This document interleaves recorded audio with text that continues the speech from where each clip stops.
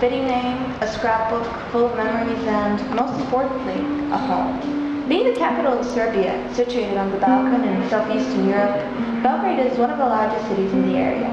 For over 2 millennia, the city had prevailed, and what kept the stone walls high, proud, were the people. Many nations laid its inhabitants, one of them being the Jewish.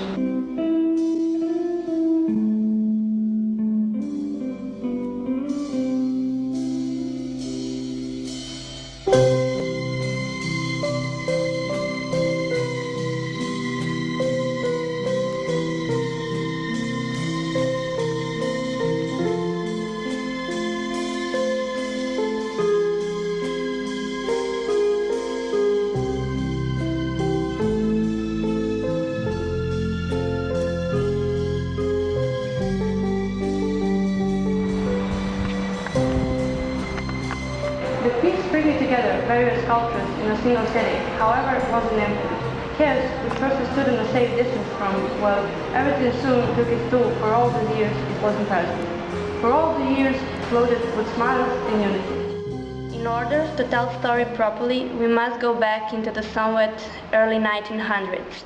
Not too long ago, in 1980, to be more precise, a union was formed.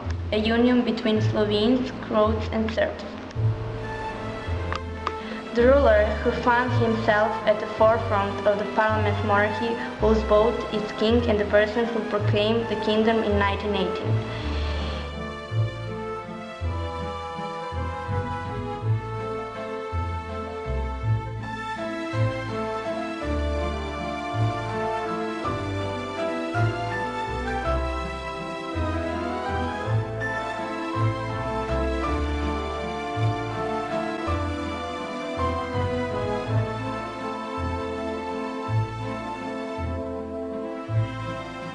The years that followed, the years filled with recovery from World War I, bubbly smiles and safety were all but enjoyable for the people.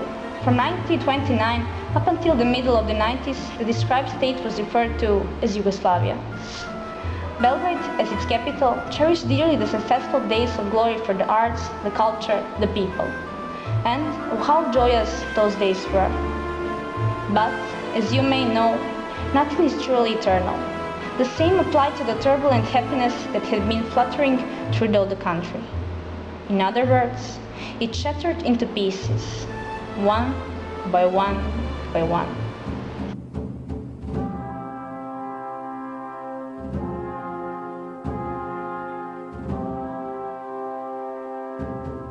So, firstly, a crack came to be.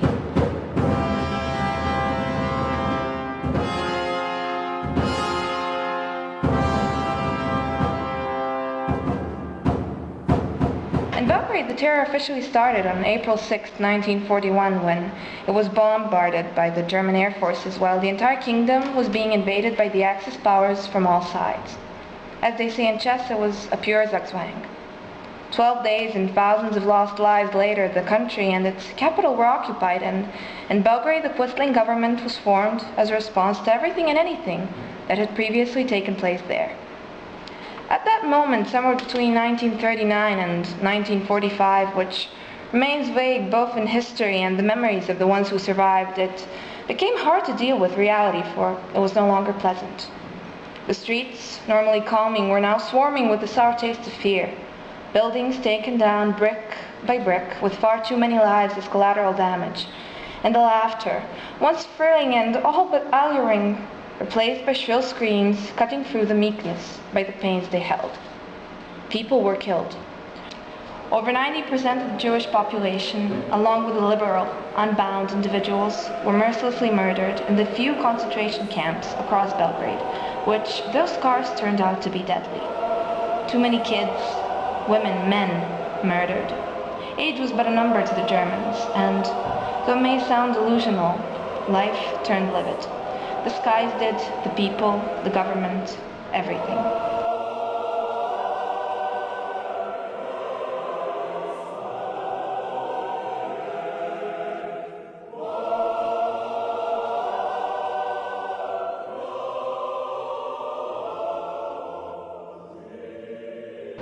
Many tried to stand up to the Pwistling government and its unreasonable methods, which of the most despised was being a mere German marionette. But only very few of the opposing side were lucky enough to have kept their lives, for the battle was deadly. Many Jews, along with the other nations in Yugoslavia, participated in the resistance movement.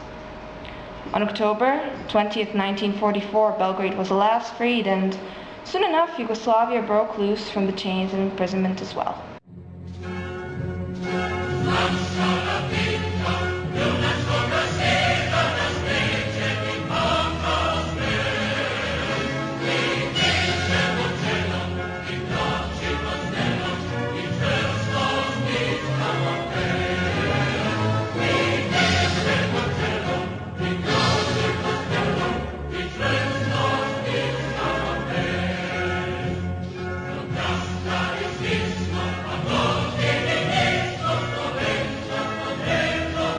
Even with the aftermath that followed, blazed by politics and other inexplicably complicated terms, Belgrade was still ruined, or rather left in pieces like a forgotten puzzle.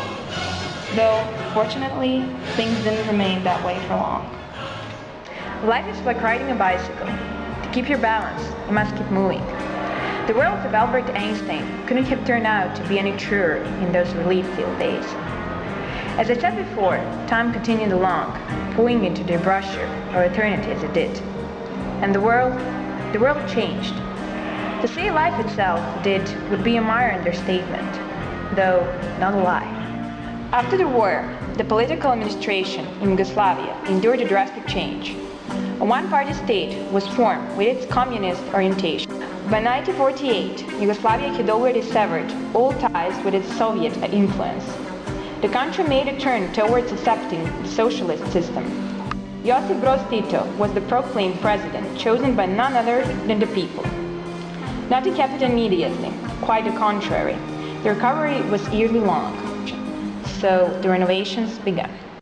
U ime svih nas iz 50 i neke, za zakletvu Titu ja spevao sam stih. Ne spominjem prošlost ni bitke daleke, jer rođen sam tek posle njih. Sumnjaju neki da nosi nas pogrešan tok, jer slušamo ploče i sviramo rok, a negde u nama je bitarka plam i kažem vam šta dobro znam. Računajte na nas. What was broken to no man was hidden from the public eye. The buildings and places hardly chirped were renewed, and the left coast of Sava, the same river Sava atop which Belgrade lay today, dwelled with people. Some ecstatic about the fresh start, while others overly skeptic. That was, after all, an expected outcome. There came a time of flourish, freedom, and cultural progress. Kada strašne bure zaplete da razbiju tvoj mali dom, kada veće šture pokušaju da nađu izgovor, jedna ruka traži te i želi da ti da dodir nežnosti za bar milion godina.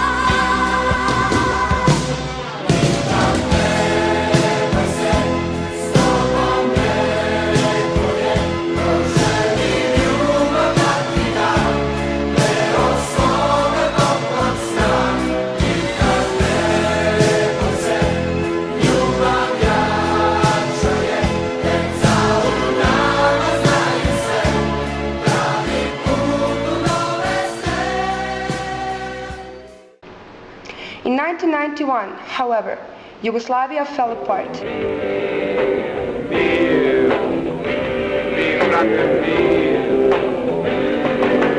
Like a plague, conflicts between different peoples spread, and Serbia, along with Belgrade, as its renewed capital, tore away. As though fate had turned its back on the mentioned city, only a few years later, in March 1999, bombs dropped from the dreary sky instead of spring rain. Terror, as expected, ensued. Luckily, the dark days faded.